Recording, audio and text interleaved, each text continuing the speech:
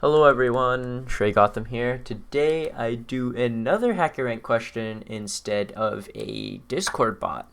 Main reason being, well, I kind of just can't work on it due to how busy I am, so I decided to do like a quick 20-minute question instead of, devoting an hour to reading through the Discord API and then trying to find out what function does what and what does what.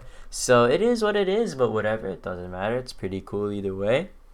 But basically, if we want to, this question states that if we want to add a single element to an existing set, we can use the .add operation.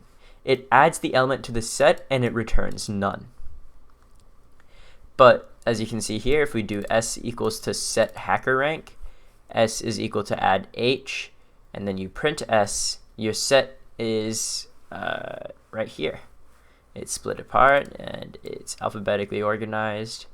But if you do print s.add HackerRank, you get none. But if you do print s, you then receive this, which involves like the HackerRank right here.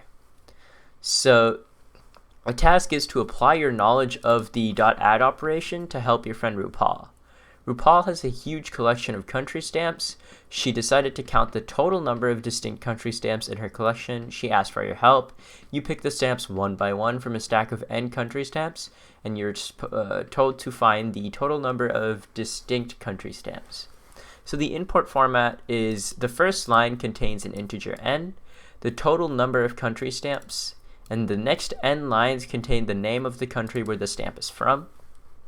And the output is the total number of distinct country stamps. Meaning if we had the example of a UK stamp, another UK stamp in China, the output will be 2, since we only have two distinct countries, and three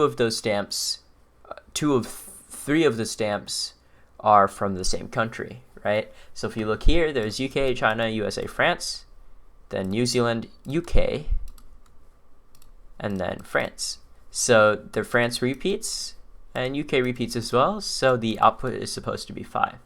Now the solution to this is comically small, like very easy, absolutely crazy. So basically you first initialize a variable called n, which is up here. So n is equal to int input, and then you do set1 is equal to set. Then you do for I in range of 0, n. So this goes through, and then it will automatically add your input. So what this happens is like every time you put in something, it'll add to the input. And sets automatically deal with duplicates. So I don't have to run any other function or anything. I can just add it to the set, then print the length of the set, and get my output, which is 5. So if I submit the code here, there you go. Easy peasy. Very simple question. Very, very nice.